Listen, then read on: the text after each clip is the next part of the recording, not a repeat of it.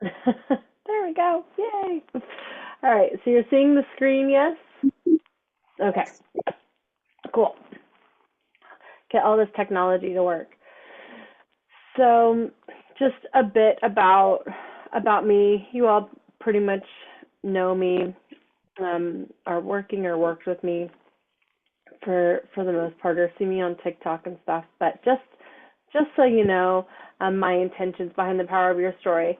I think that there are two or three different ways that we share our story. The first time that we share our story in our journey is one to off gas it, one to be validated, one to admit it to ourselves, one to um, face it for maybe the first time outside of the experience. And when you're in that place of sharing your story, it's really powerful. On TikTok specifically, because we're kind of banned from sharing any other on any other platform, we tend to see a lot of people in this stage, right? They're saying, well, he did this to me and she did that to me and da da da da, and they're complaining, right? And or they're just off gassing their experience. And this is a great place to start. This is where we all start. So if this is where you are, then fantastic. I think all of you are not here because I know you, but if you're listening to this replay, um, just know that it's gonna be okay. It's gonna be a part of the journey, to revisit these things. And you might find stories that you're in this place where you still need to be upset. You still need to gripe and moan and and flow through that. And so that's just a part of healing. The other side of this story, which is one that I'm hoping to move you into today as we go through this masterclass, which is why this screen is still up, is you stepping out of that. I need to tell my story. I need to validate my story. I need to, I want to get revenge, or I want to be heard, or I want everybody to know, from that place into a place of service, telling your story from a place of power, telling your story from a place of, I did this, I survived this, I overcame this, I came through this. And we hear some people on TikTok and social media speaking from this vibration, from this awareness.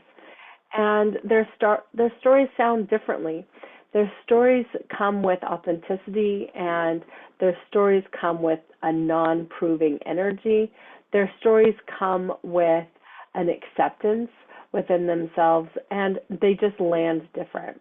So if you've felt this, heard this, I keep looking over here because the other screen is over here, but if you felt this and heard this, please, you know, just note that to yourself or put a comment in the comments.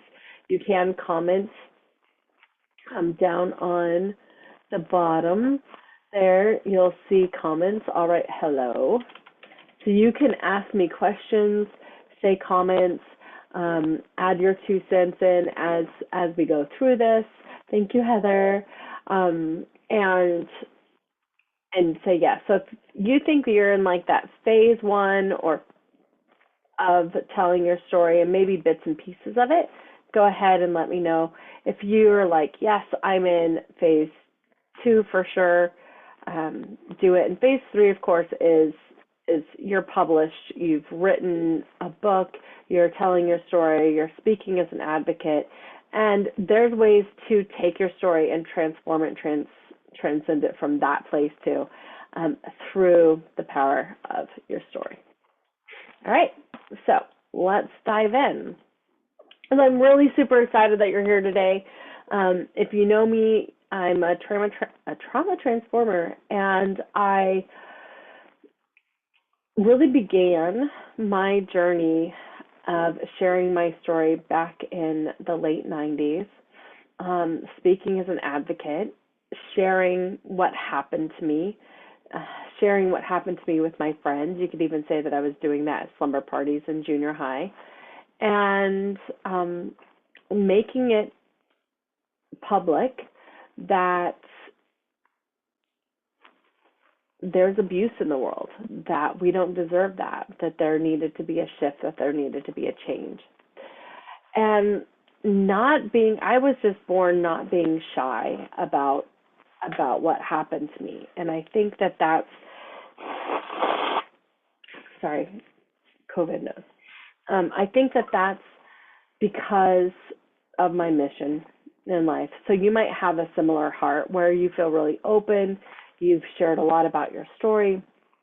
You've shared a lot about what's happened with you, and you want to really bring it out into the world. You don't have any blocks or any stops around that for yourself. And I think that's a beautiful thing. I in no way wanted to be a writer. We'll go up against some of those things that stopped me at first. Actually, my ex-husband is a writer and a marketing genius. And when I first started writing things, I was told things like, you suck, you can't write anything, you don't know how grammar, you're just dumb, you're ridiculous. Nobody wants to hear this. Your journaling sounds like you're just bitching all day, which we'll talk about too, because that was a negative shift for me.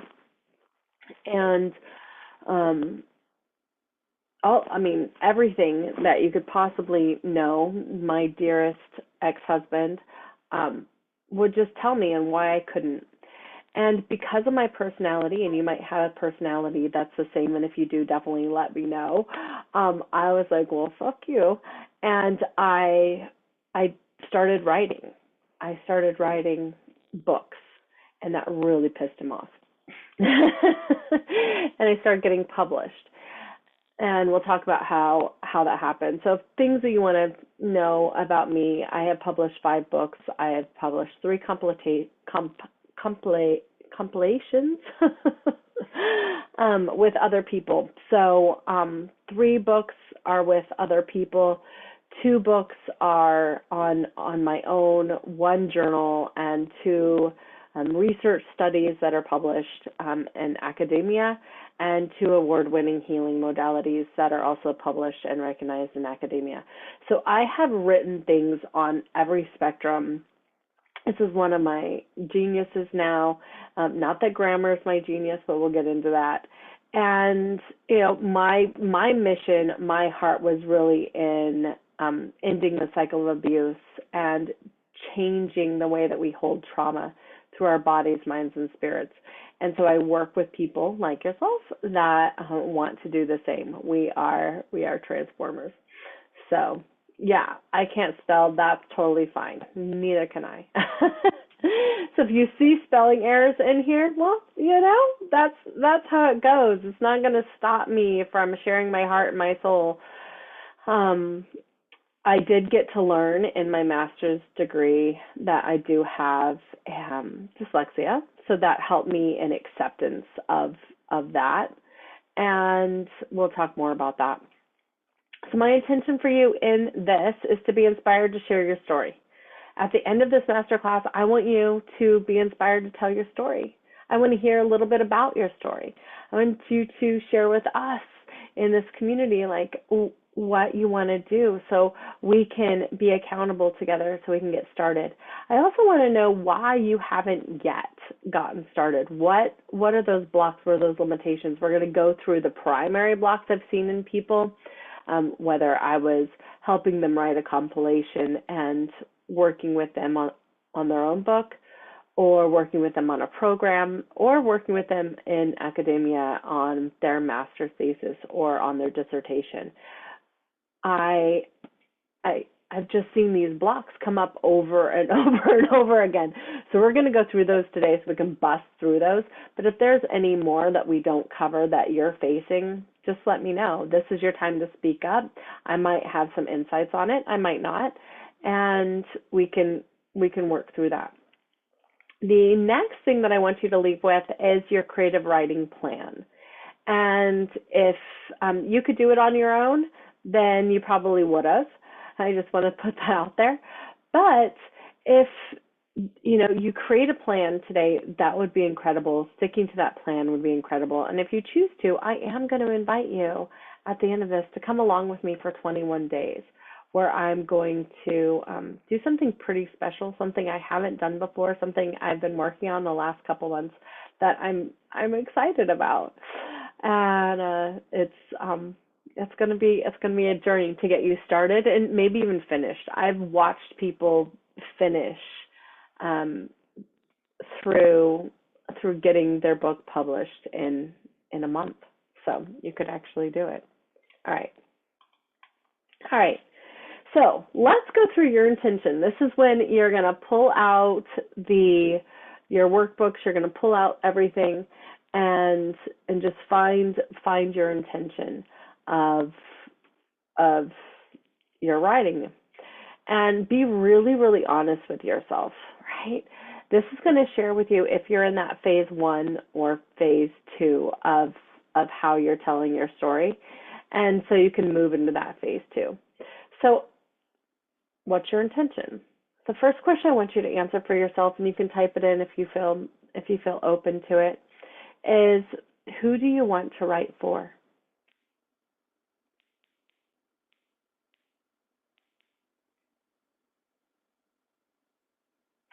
And it's going to be quiet here. I might even play some music.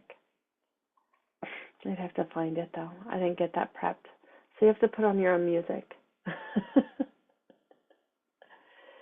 Teens and women, awesome. Yeah.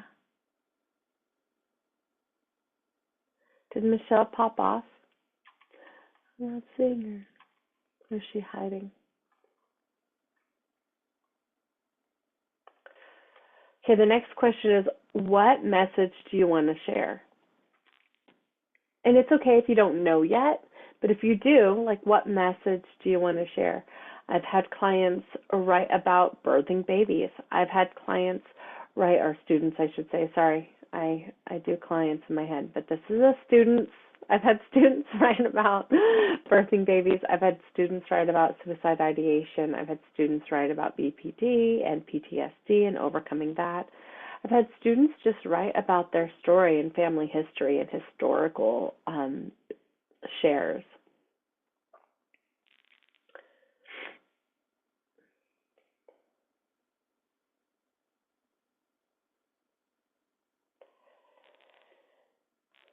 And just let me know when you're done. Beautiful, Michelle. Others who can learn from my story, trauma, drama, and all that it entails. Yeah, cool, cool. Okay, next question. What transformation do you desire for your reader?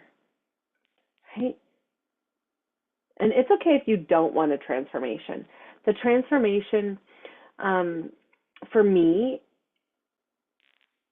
has been important to know this answer. But I've had clients where, like, no, I just want them to know that this is how horrific sex trafficking can be, right?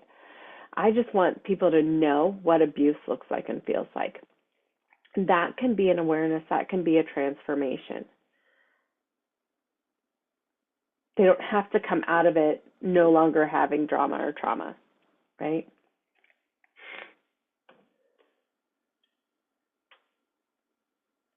More that they're not alone. They become educated and take steps to remove the abuse. Yeah. So they're in that phase 1 of their own healing journey. Yeah. So phase 1 is recognizing abuse and realizing, if you don't know the Amazing You work, phase 1 is recognizing abuse and realizing that you're not alone. Okay, so that's a phase 1 in healing, helping those people, which is a specific niche, right? I tend to write for people that are like in their coping skills, and they've gone to therapy for a long time. Like, those are the people I'm writing to. So I'm expecting in my writing to take them to their next level, to take them to that shift, right? So you might write this book, and then you might write a book for the people that just read your book that now know they're in abuse. Well, what do they do about it, right? How do they get out of it? What are the resources that you could share with them, right? Or that might be part of your book. So the next piece is, do you want to publish your writing, or do you just want to write it for yourself? This is super powerful. I've had many, many clients, actual clients, begin to write their stories, their book for themselves, to set themselves free, to no longer hide, especially my clients that have struggled and suffered with hiding, okay, that are in that place. They are hiding from their story, they're denying their story, they're making themselves wrong for their story, so they write their story for themselves. So you can do that as well. It looks like you all want to publish, though. Yeah, super cool. Cool, cool, cool. All right. What writing style do you prefer? Right? So I know like Heather is a drawer. She wants to do a coloring book, which I friggin' think is awesome. So, a story. Do you want to do it in story form? Do you want to do a workbook form? Do you want to do an educational self-help form? Do you want to do a fiction or nonfiction story? Like, what style of writing speaks to you? Art story form? Yeah, I think that's so neat. Ashley, what about you? Where are you at, babe?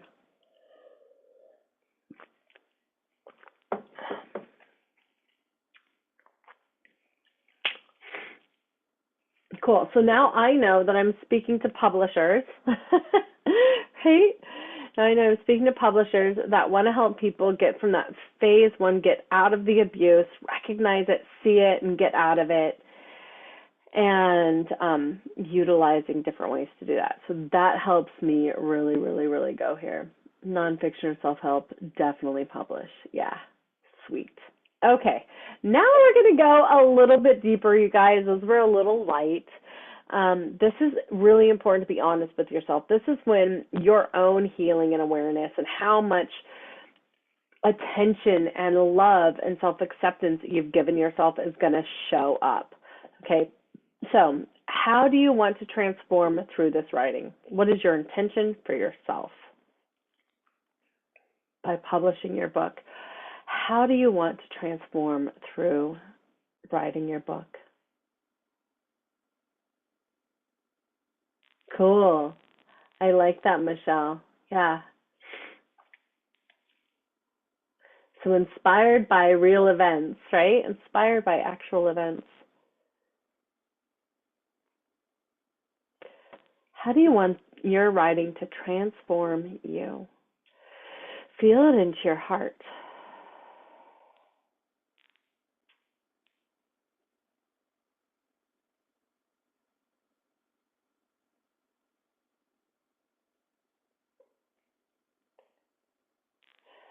And we'll go through a practice in just a minute that we'll be going through in the 21 days if you choose to join me.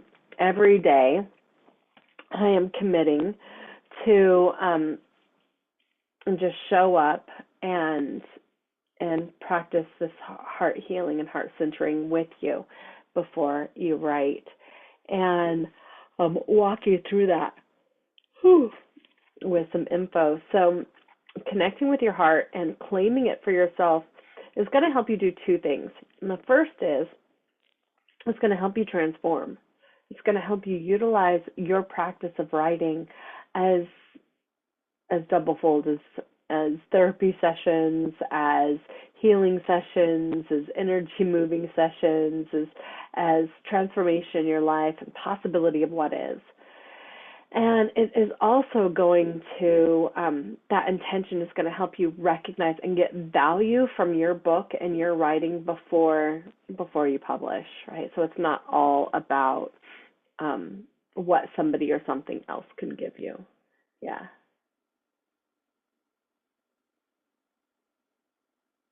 Catharsis of getting it all out at once. Yeah. Level up, the feeling of healing. Yes. I love it. I love it. Okay. So ask yourself honestly, do you want to write for revenge, to out somebody, or a shock factor? Very important to recognize.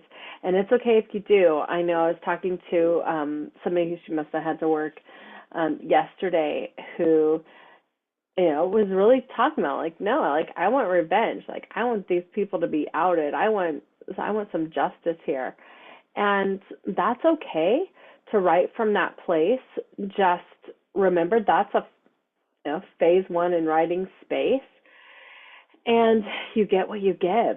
So understanding that, who do you need to talk to? Who do you need to tell, right? Who is the shock factor for? Can you do that before publishing? Do you not care and want to do it after publishing? Right? Knowing where you're coming from in this with the characters involved in your writing is really important. Only love. Perfect, Michelle. That's a place.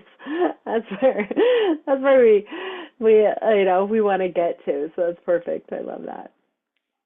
Yeah. The first time I went on TV to share my story, um, I remember calling my dad, the man who raised me, that I call dad, and I was like, so it's actually the last time I ever spoke to him, but I said, so I'm going live and I'm telling our story. And he said, thanks for ruining my lunch. And I said, I just wanted you to know. And he's like, thanks for ruining my lunch. 2 weeks later, he died. And for me, it was important for me to tell him. I didn't care his reply. I didn't care his answer. It was my story. It's my experience. We had talked about it. We'd gone to therapy about it. We had reconciled our relationship for, better or worse. And yet it was still my story. It was still my truth. It was still my heart mission. And so I told him. Um, I did write one of my books for Shock Factor, or used Shock Factor as a tool in one of my books, and had to get over that it was going to be a shock when I was writing about one of my rapes in just a chapter that I wrote. Because your worth is not between your legs. That was for Shock Factor, right? So I utilize that. So this isn't all bad. It's just understanding your intention behind it. So what are you most scared about in writing? Yeah. More, I've had to sit with it. I want to write my story since it's mine to share. Yeah. Only sharing from a place of self-acceptance, healing, and love. Beautiful. I spent too many years in revenge mode. Yeah, we do. We get stuck there, right? So part of your book might be talking about that, right? And the benefits of getting out of revenge mode and how you did that. That might be a great, super powerful chapter for that person that is recognizing abuse and then ending that cycle of abusing themselves, Michelle. So what scares you most about writing your story? Or is there anything that scares you? Or are you just ready, which is fine?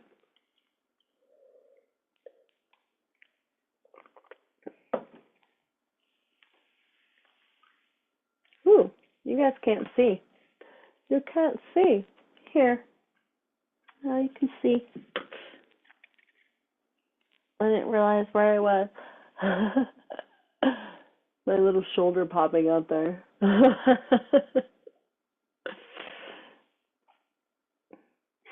don't know which way I can go to get out of the way.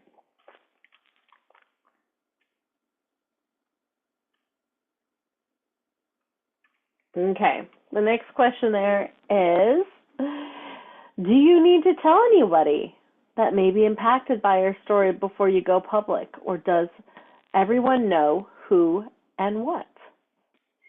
So this is super important because of what I just said, and also because oftentimes what blocks my clients, my students, at the end, right before publishing, is what will they think? What will anybody know? Let's see if I can move out of the way and I don't even know which way to move. Get out of the way. Let's see. And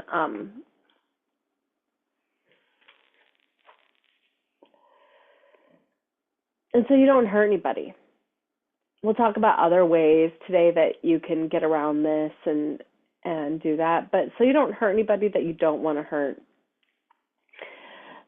For me, especially with my mother, I I was really like, you know what? My mission is more important than anyone and anything. I mean, this mission and my commitment to you all,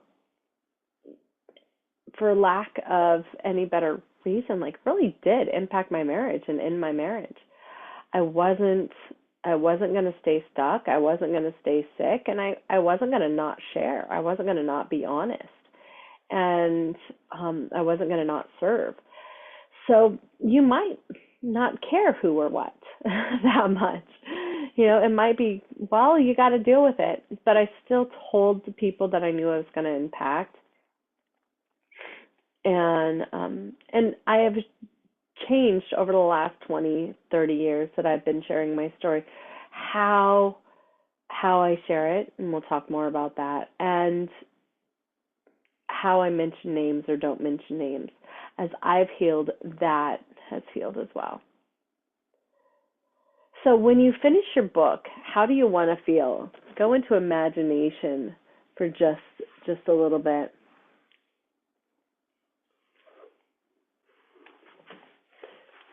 Yeah, so they may or may not know. Yeah. So how do you want to feel when you publish your book?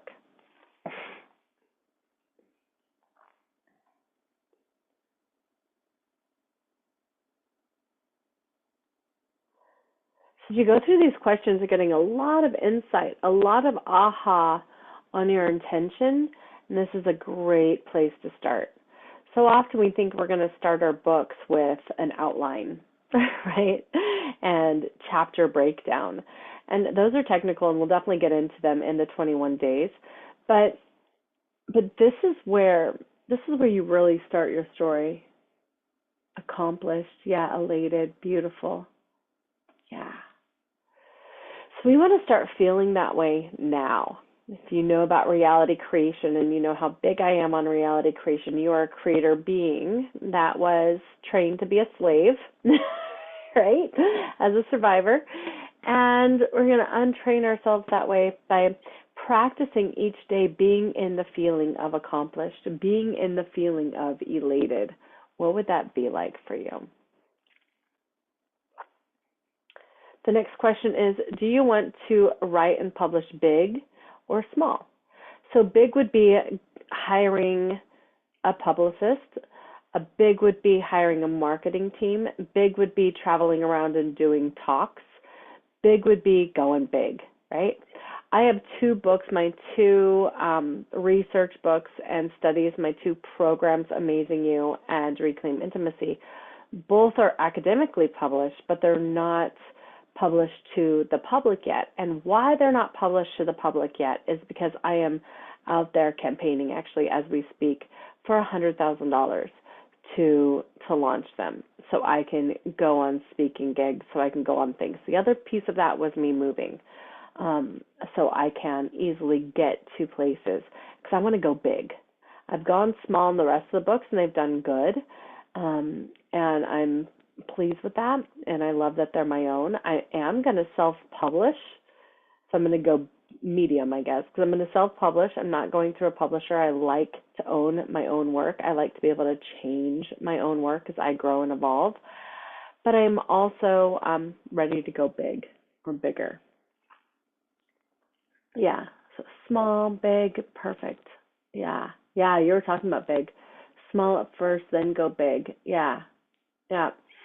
So thinking about that and having a plan for writing it, it is more challenging to launch a book that's been out already, right?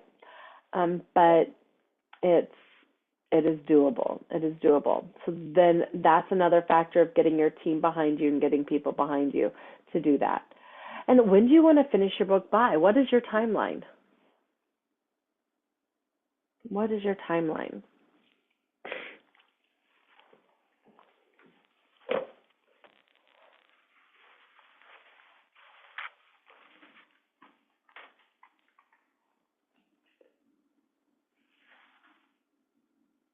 6 months, maybe less, 1 year.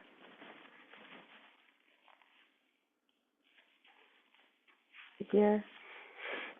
Excellent.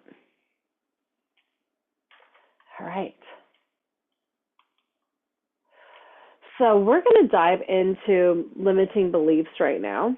But before we do, I just want to um, take a moment. I'm going to go back. I want to get out of that slide. I want to take a moment and let you tap into the energy of the questions that you just answered and tap into your heart and tap into your soul calling and that soul mission that you have. So go ahead and take your left hand and place it on your heart. Take your right hand and place it over your left hand. This is so we're in receptive mode. Relax those shoulders back and down. Sit up as straight as you can.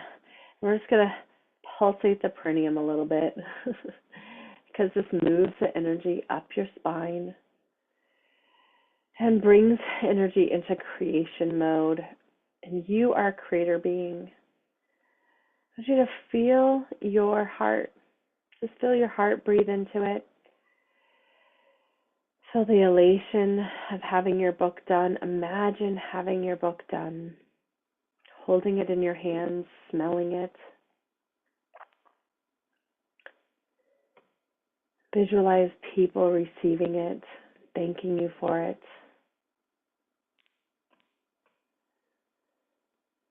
Feeling that sense of accomplishment.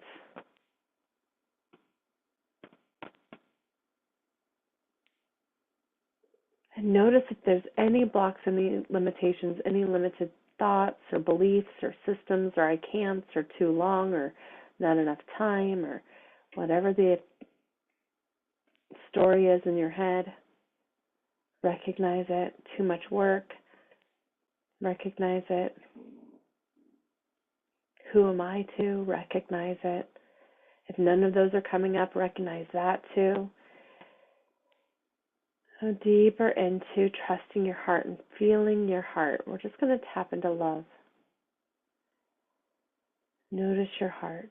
Inhale and exhale.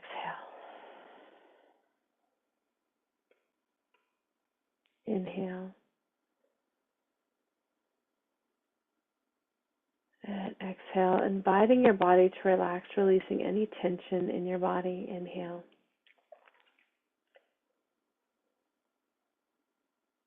And exhale.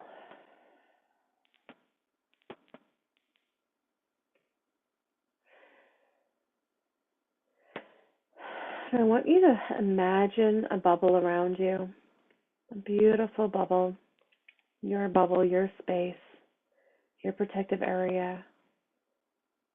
You're going to wrap yourself with this beautiful bubble, which is always there. It's your electromagnetic field. Owning your story, owning your truth. Feel this bubble connecting to God's source above you and below you, holding you nice and steady as you claim and own your truth.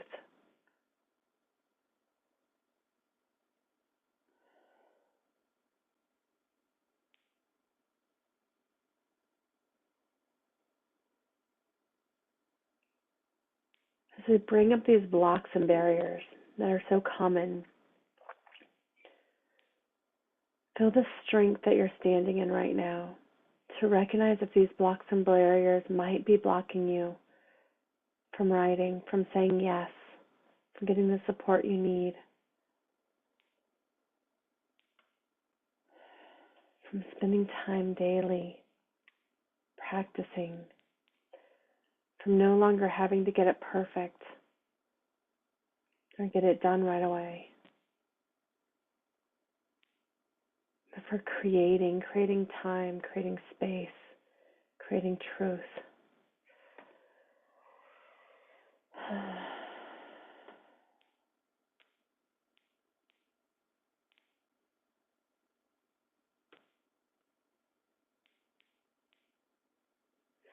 Feeling this energy raise from your heart into your throat. This is your communication, your will, into your brain, your third eye, your pineal gland. Notice what you're thinking. Notice where your brain is going.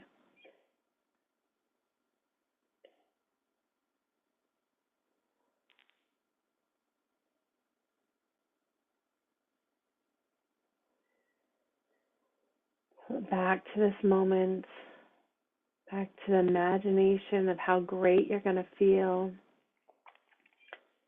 how the book's going to look, the great things you want to put in it, the validation.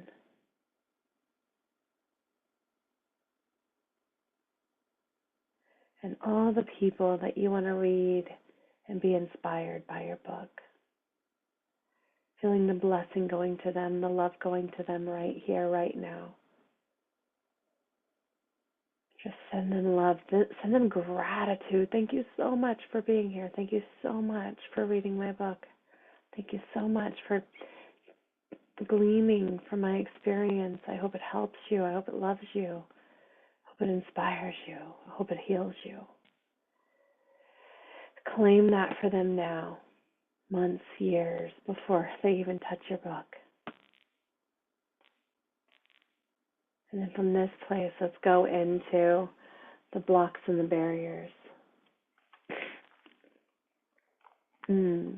Not fearful of them. So the first one is doubt. If you've experienced doubt when it comes to writing your story or publishing your book, whether it's doubt in I don't know what to do, right? Or doubt for who am I to, right? I hear that all the time. Who am I? Who am I to write a book? Who am I to tell people? I have been abused. I've been hurt. I've been shackled. Who am I to? So if you're asking yourself this, I just want to share a little story with you and pose the question, or who are you not to?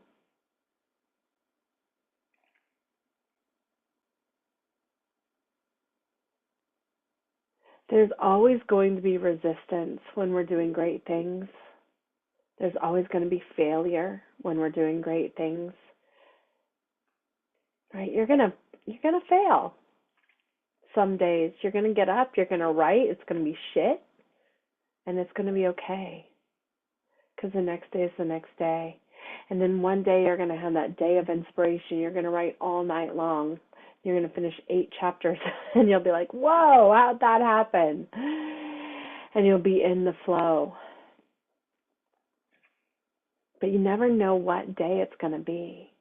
So as long as you show up and don't doubt yourself, claiming that you're a writer, you're going to flow through this. Yeah. It is what we talked about, right? I got you covered. I got you covered. All right. So the next challenge that many people go through is mental health. Now, is it every writer? Absolutely not. But I think Stephen King was probably a little crazy. Oh, Danielle Steele might be too. But here's the thing. When we're writing about abuse, when we're writing about neglect, when we're writing about overcoming traumas and dramas, our own mental and emotional health needs to be looked at. Every time we tell our story, it goes into our body-mind as reality. Now, we can have the reality of a memory, or we can have a reality of being in that present moment, much like a flashback. And knowing how you're going to cope with this and not being shocked or telling yourself you're bad or wrong when you're moving up that cyclical scale and consciously telling your story and it hits you like a rock and you have to go cry for 3 days or do the no practice or blackout journal and throw darts at somebody's face or scream bloody murder, right? Or whatever you need to do to get it out of your system, or do some EFT, do some NLP, go and get hypnotherapy with somebody, start reprogramming your brain. If you hit those barriers, congratulations, because that tells you where your body has been storing that memory. And I say body because your emotions store your memory in your body. Those long-term memories, right, from decades past that come up, they come up in emotion, and then we add picture to them. The brain adds picture. They come up in the amygdala and the brain adds picture. But they store in your body as emotion. That emotion turns into dis-ease, if not felt, if it's painful, if it's a low, stuck vibration. So when it comes up, you want to have a really good awareness that you got this, and you want to have support in place. So if I'm your therapist, awesome, you got me. If somebody else is, awesome, they got you. If you have a community of people that you can talk to about it, great. But have somebody or something that's able to handle the pain and the trauma that you need them to handle to cover things. A best friend isn't always good here, because I don't know about you, but if I'm like, hey, I have my rape coming up again, and my labia is hurting right now, and I'm telling that to my friends, they might be like, oh, you fucking crazy, like you're like, right? Where if my clients tell me that, I'm like, yeah, that's normal. Okay, let's work through that, right? Let's reclaim some piece of your pleasure. Let's reclaim some piece of your yes. And I look at it completely different as a trauma-informed specialist than somebody else. And this is another reason why treating yourself as a trauma-informed specialist is really important. And in the 21 days, we're going to visit this a little bit. And definitely we will if you choose to become a holistic health coach or go through Empire Builder. Holistic health coaches, you go through all of it. Empire Builder is just writing your book, putting together your program, or putting together your talk. Okay. Any questions about either of those, the self-doubt or the mental health, before we move on to grammar, my favorite?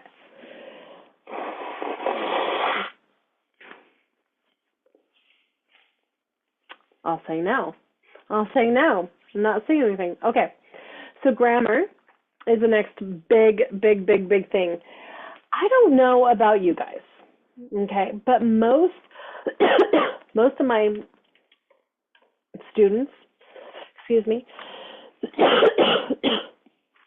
should probably pause myself there. Most of my students are survivors of abuse. That's because that's my niche. And so most of my students were going through childhood abuse. And that means that we missed crucial times in our development, okay, developmental learning, when we were being abused at home, normally, or at church, or at the soccer team, or wherever you were abused. And you'd go into school, and that would be the time to disassociate. That would be the time to not be present. And I'm talking 2nd, 3rd, 4th, 5th, 6th, 7th, 8th grade.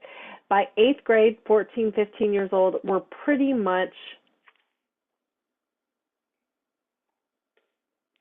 many of us are no longer being abused.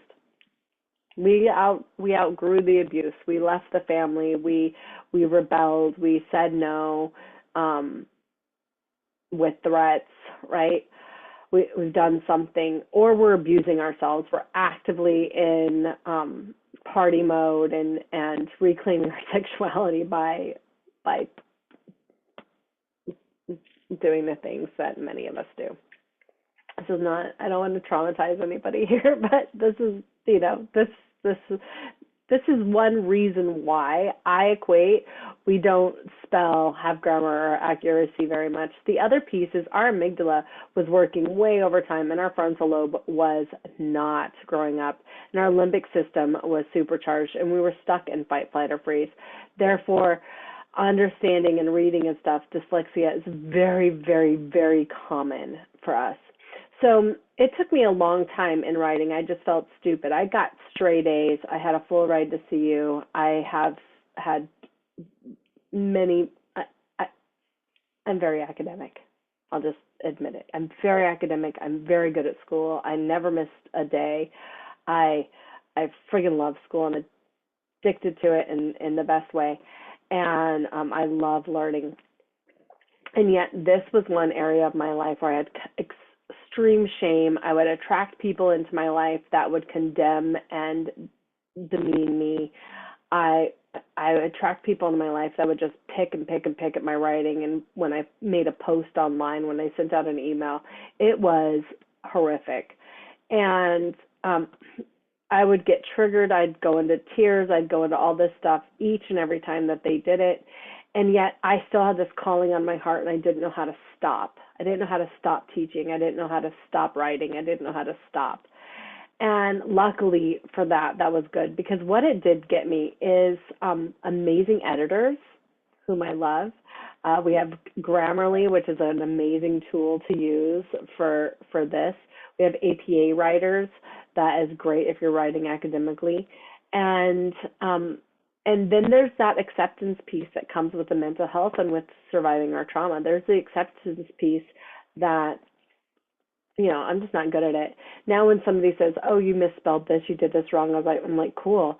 If they say, oh, it didn't, and it's already gone out, right? I spoke wrong, or I said something wrong, and they're just nitpicking me, I'm just like, wow, I'm still attracting that into my life. That's not love. That's not what I want. I literally will tap on it, and I'll change that paradigm, and I'll just dismiss those people. Most people don't do that to me anymore, or if they do, they really come across in a different light than nitpicking. Now they'll come across and they'll write me privately, and they'll be like, hey, just so you know, like this slide was wrong, or this was wrong. And I'm like, thank you so much. I receive it with gratitude now, because I know that I will read something the way I intended to write it 100 times, even if it says something differently.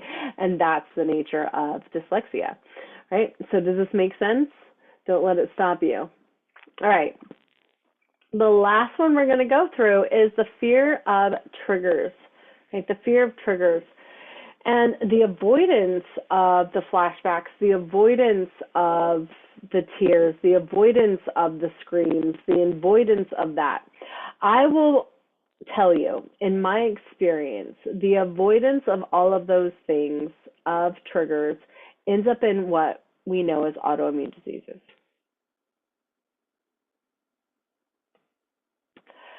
So you're fearing what already happened to you. And that fear of the crying, the screaming, the kicking, the healing is what's stopping you. So when I work with clients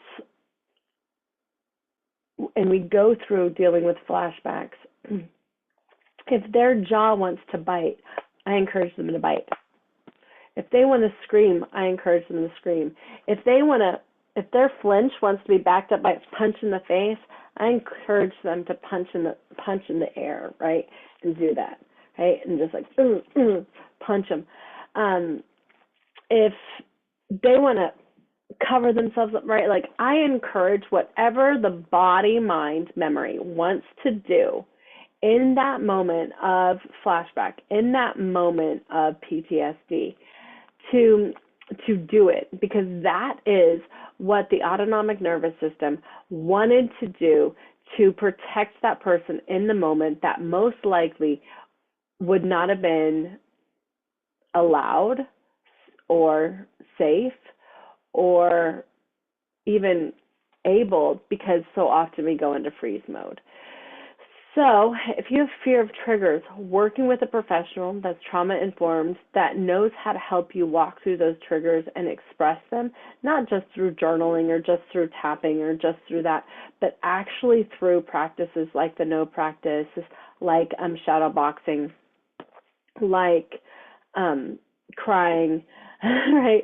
Like throwing tantrums, like kicking and screaming, like a 3-year-old, especially if you were abused at 3, then that's really important. It's really important to work with somebody. Do you guys have any questions about these before I move on? Any place you're experiencing any of these, or any of these blocking you or stopping you?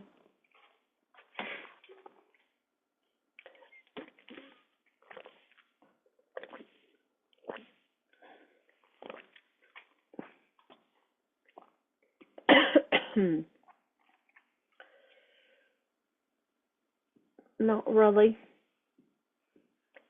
All right, cool. So this is Stephanie's story. She wrote a book with me this year. She wrote a book that was all about BPD and suicide ideation. And literally, when she started writing, I was like, okay, you want to write a book? Okay, let's do this. Because her BPD symptoms were gone. She didn't necessarily need quote unquote therapy, but she didn't want to stop. So I was like, okay, what can we do? Because we're not just going to sit here and do nothing.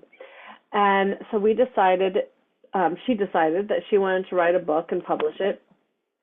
And in all honesty, I was like, okay, we'll see where this goes.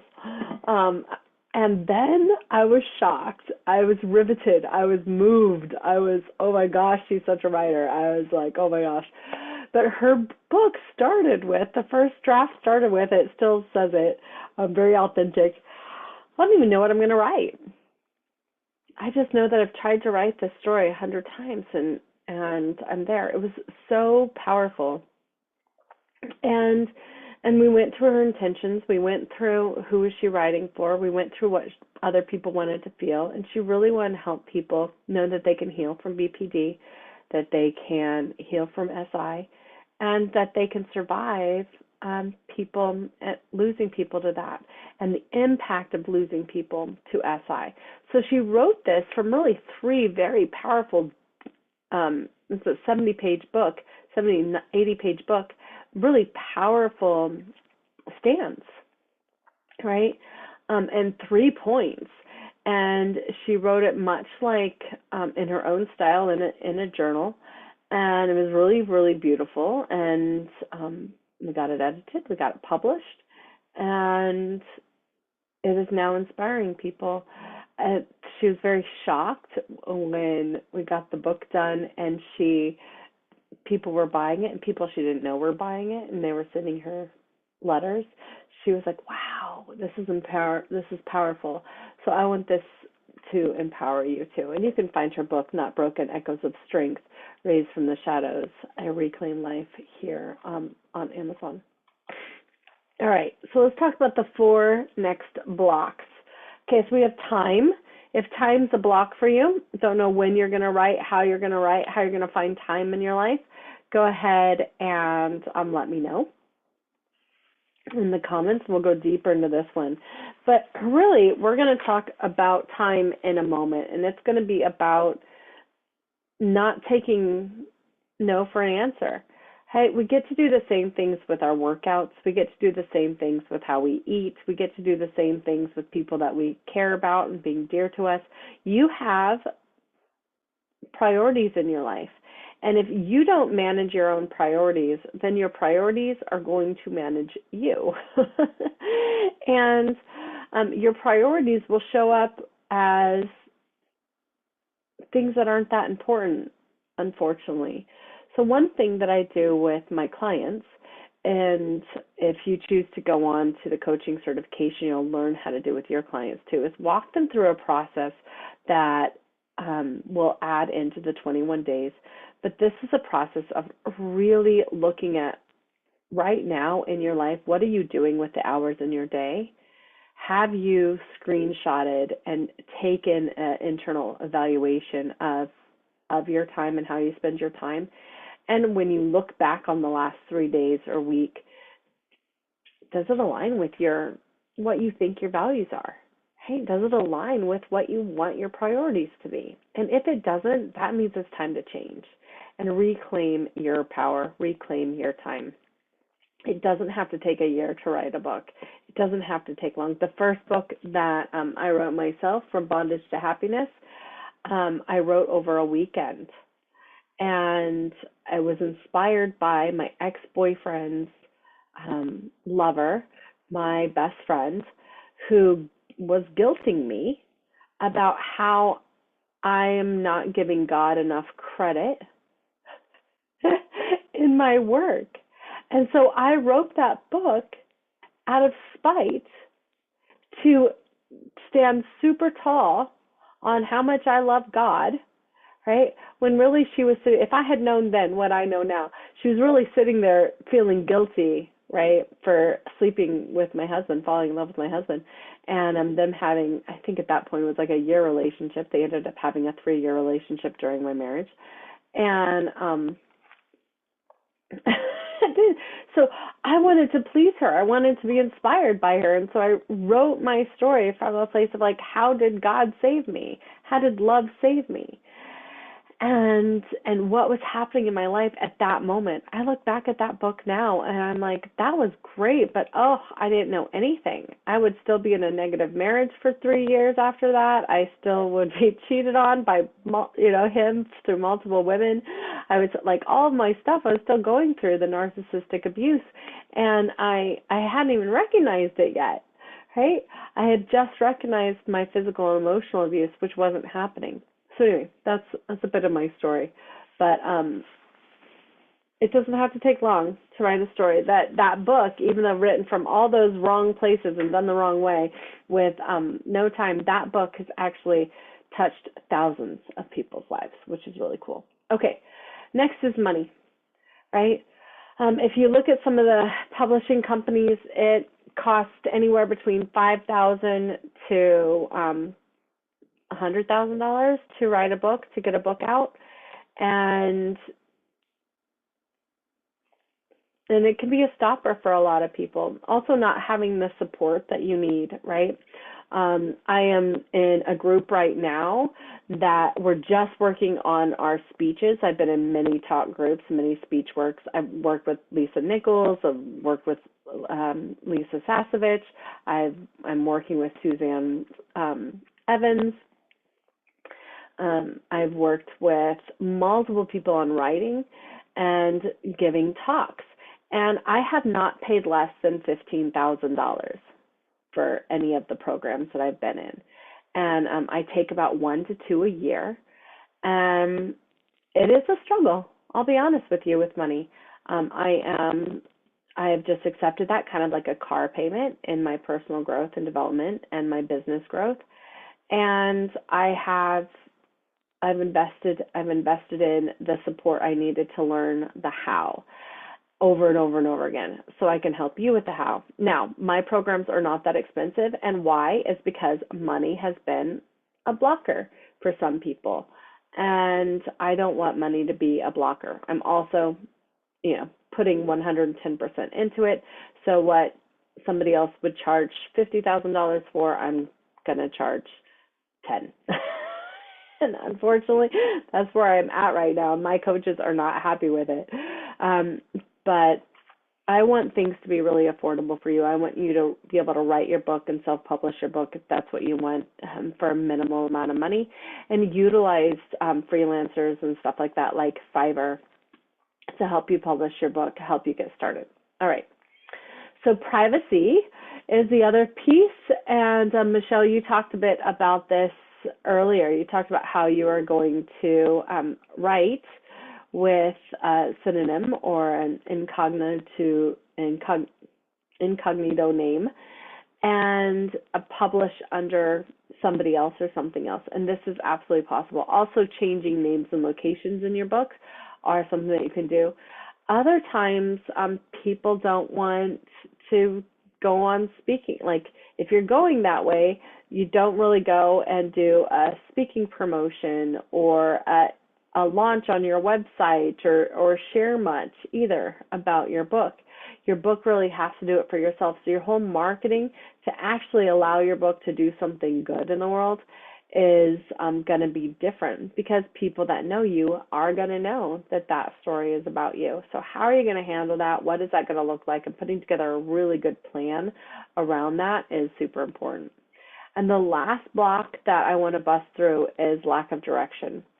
So for this is a reason to join a writer's group, hire a coach that's going to help you walk through the publishing, editing, formatting journey, read your book with you to give you feedback, have a group of people or a group of friends that read your books for you and read your chapters for you and give you feedback.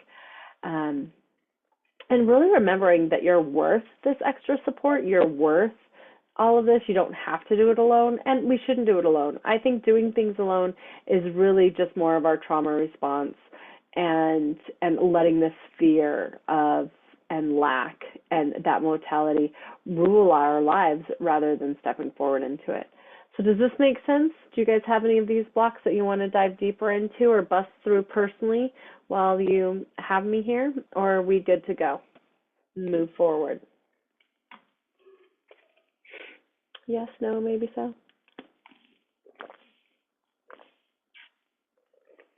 So let me know where you're at in here.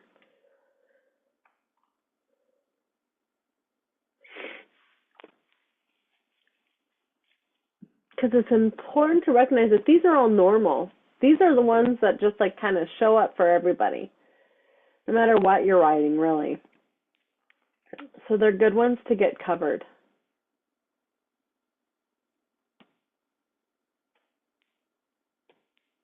Knowing what ones, what you want, yeah. It's also ones not to like feel blocked from. So Michelle or Ashley, do you have any of these that are coming up?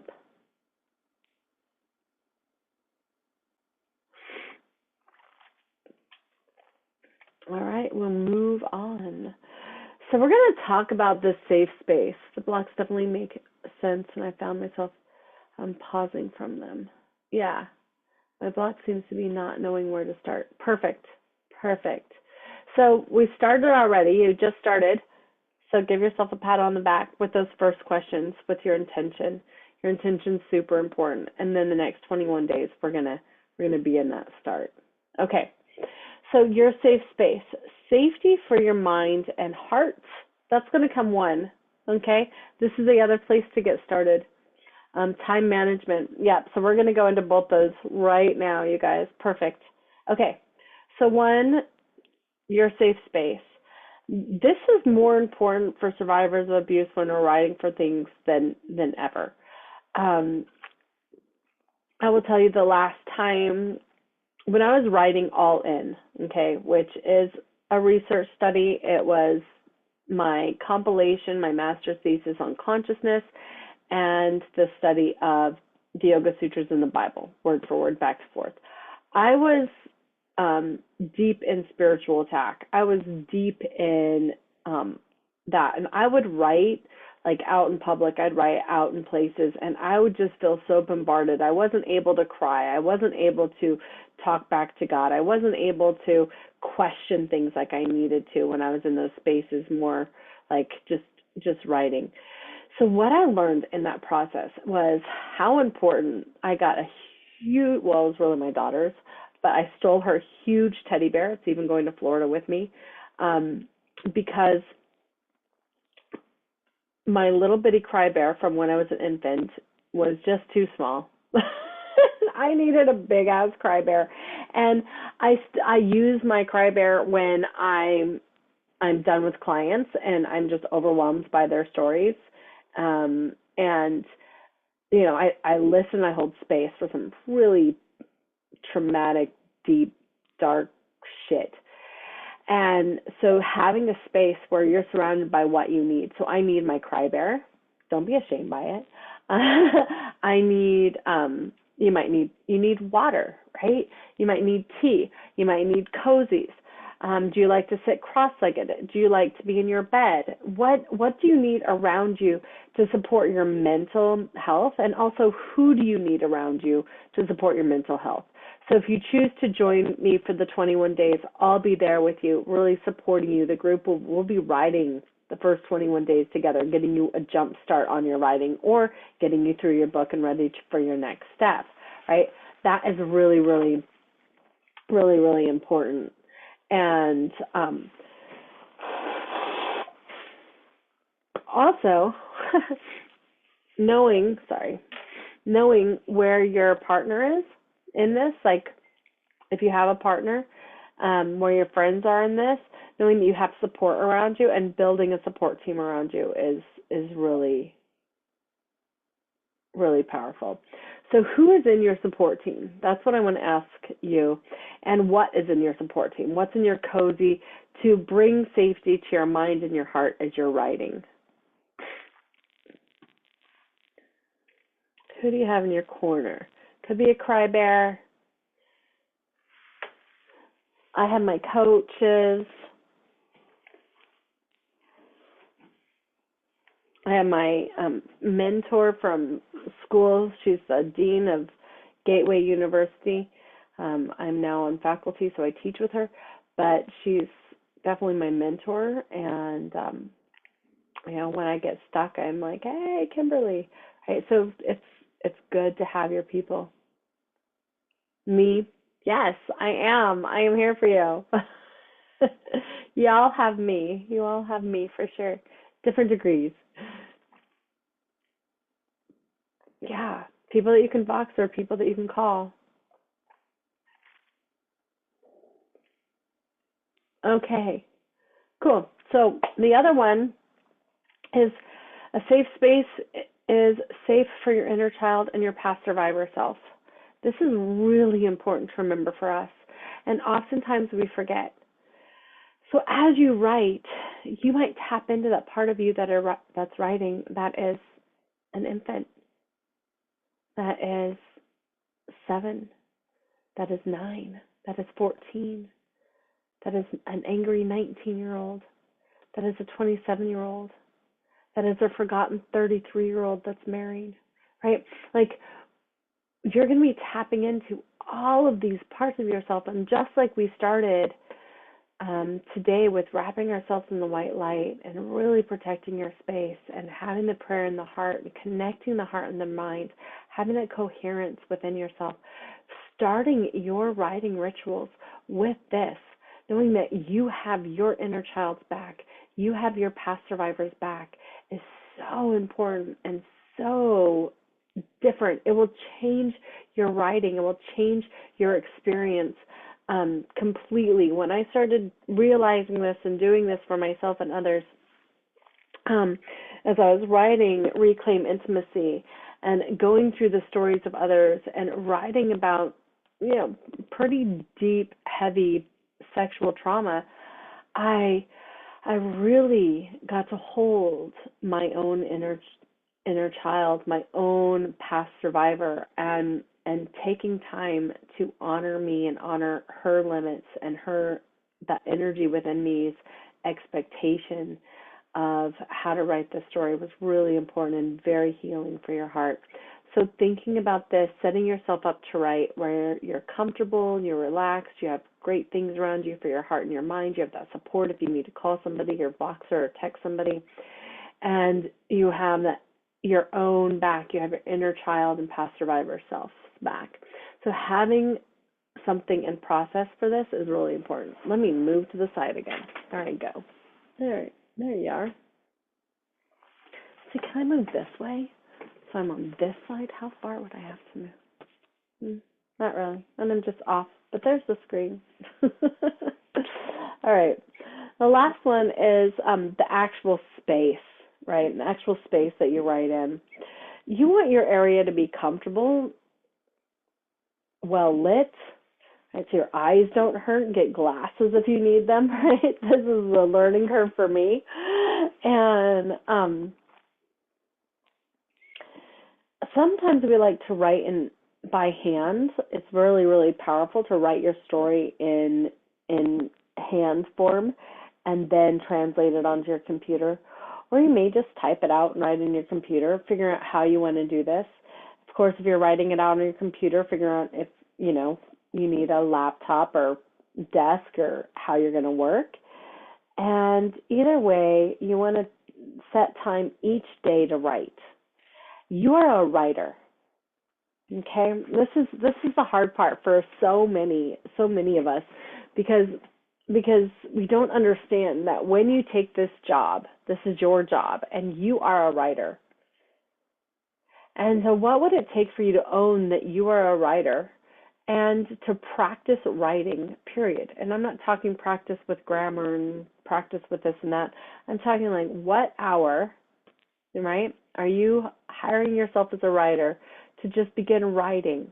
Maybe you'll use the material that you write or draw.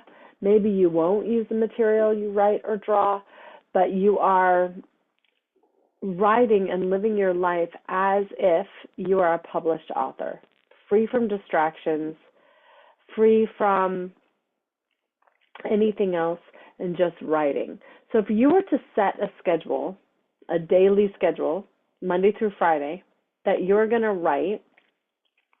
And it can be, you can be a writer for 15 minutes, you can be a writer for an hour a day, where you're just spending some time working on your project. And it could be brainstorming, it could be researching, it could be writing, it could be scribbling, it could be drawing, it could be, processing what you want to talk about next. How could you do this? Where would it fit into your life? And how could you do it?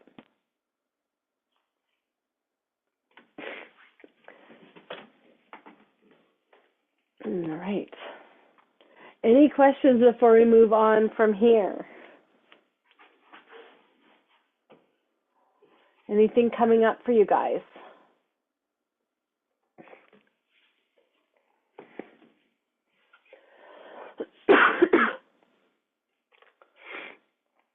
I so wish I wasn't sick.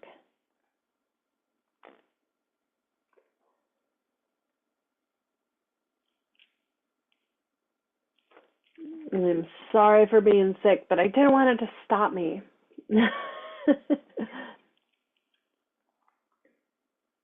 All right, good. Are you guys getting clarity? Are you getting clarity, some ahas, some insights, some ideas, some new things?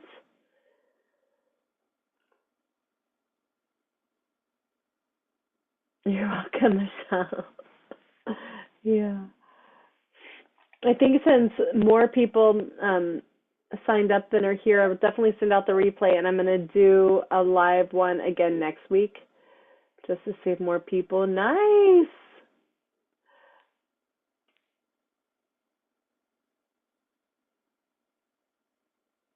You're like, every day I'm going to draw. Those are Heather's drawings. All right. So let's move on. So here we're going to talk, Michelle, we're going to talk about the time. So small action gets it done. Stay consistent, and you are a writer. So it was funny because when I did all these slides, I had one of my friends, Danielle, come downstairs, and I said, look at these slides with me, right? Look at these slides with me. Tell me if you see anything. And we were going through the slides, and this said, stay constant. And he's like, well, stay constant, that makes sense. And I said, constant? I thought it said consistent. And it didn't. It said constant, which was awesome that he noticed that and spoke it out, because I really meant to write consistent, but my dyslexia, perfect point, wrote something else. So here's the deal. You're a writer. Who can claim that you're a writer right now? Say, I am a writer. I am an author. Claim it and own it right now. And we're going to set your schedule. So what days of the week do you want to work? Now, I like every day. That's what I recommend. That's what I encourage, to have work hours, like a part-time job or a side hustle, right, that you're spending on writing. But what, yes. So what days of the week or day of the week do you want to work?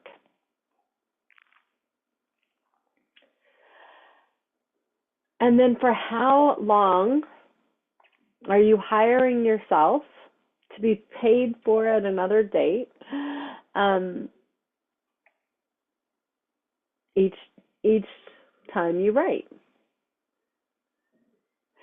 And then last but not least, when do you want to start?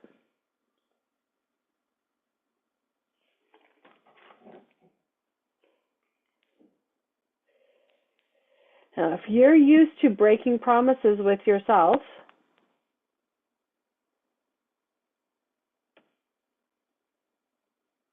then this is not a place to start, right?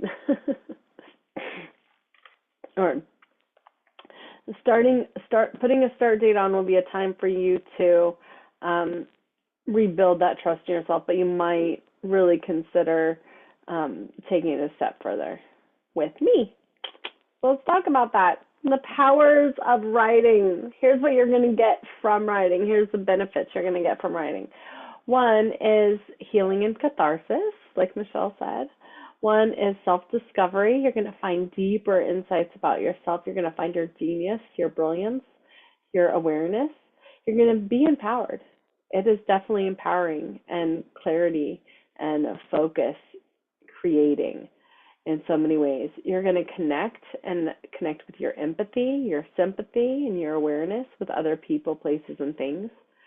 You're going to leave a legacy and an impact into the world that will last forever, right? As long as that book is being published, it's going to last. This is a book that you can pass down to generations. It could even turn into generational wealth, right? Or a generational stream of income. And it is a creative expression for you. Really, really finding that. And that is what I want for you. All of those blocks I want you to bust through, and all these healing, beautiful benefits of you writing your story, whether it's for yourself or the public, is incredible. And they all do happen. So I want to share with you a little bit, if you're open to it, about Get It Done and what I have planned for the next 21 days if you choose to join me. You can obviously take what you've learned here, feel this inspiration, feel this clarity on your intention, have a support plan, safe space, and time that you have created, right? And move forward on your own. Obviously, you're a smart cookie, you can absolutely do that. But another way to do it is really have that support and have it as you get going. So this is what you're going to get if you choose to join me for 21 days. We'll start after next week, and I am going to send out the link. I'll put it in our thing, which of course I don't have, so ready. Let's see. What is our dates? So next weekend I'm going to do it. So yeah, we're going to start on the 1st. Okay, and we're going to do 21 days of writing. So this is going to be accountability.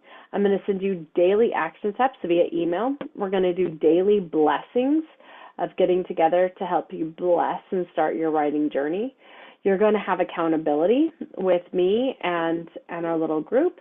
You're going to have resources. So I'm going to share some of the resources that I've used and connected people with as far as editing, publishing, formatting your book, doing your covers and cover pages, and all of that. And then you're going to jumpstart your writing process. So your book might just be started in these 21 days. You might surprise yourself and be done with a small book or an ebook in this time frame. I've definitely seen it done.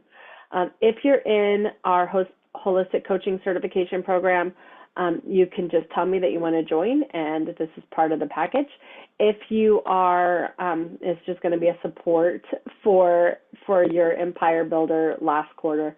If you are not in it, it's really affordable. It's going to be $333, and just we're going to dive in and get started. If you are thinking about doing the Holistic Coaching Certification Program and you sign up for that, this will be a bonus too, because I know a couple of you are in it or thinking about it. And so there's that. But this is a great way to get started. This is definitely just focused on writing and your ability to write. And I'm going to answer any questions you guys have about this journey, because I want you to get it done. I feel like a day-by-day guide is going to be really helpful. I've thought of 21 really powerful lessons and action steps for you to do. So this will definitely be action steps, not like inspiration. I'll be like, okay, today we're going to X, then we're going to Y, then we're going to Z, and it will take you through that process. You might feel like you can just receive that. We're going to do 3 weekly healing sessions, focused sessions to get ahead of the triggers. And so these are going to be those prayers, those healings, And then every Friday for the next 3 Fridays, I'm going to do a Q&A to help you, right? So you'll tell me like, I'm blocked here, this is where I'm at, and this is where I'm in, and we'll do that. So one day I said I was going to do daily healing and prayer, and the other one I said I was going to do 3 times a week. So I don't know what happened between my thought process right there between those two things, but we'll see who shows up and how you guys feel around it. I know you have your process too.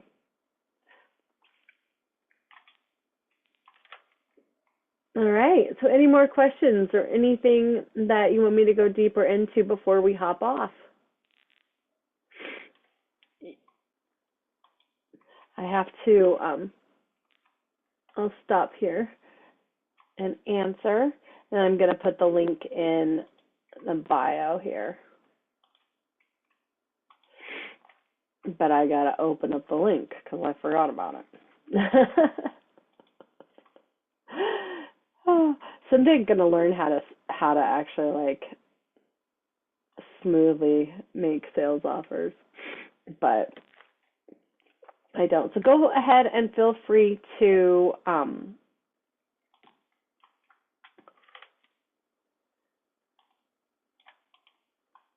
unmute yourself and talk.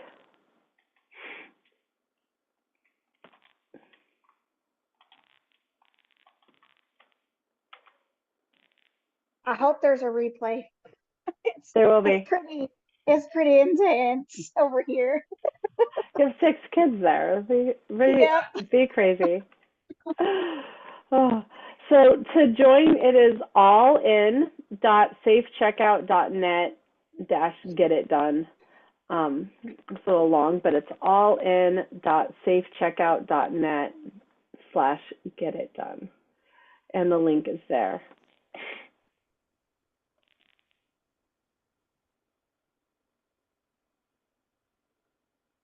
I love those.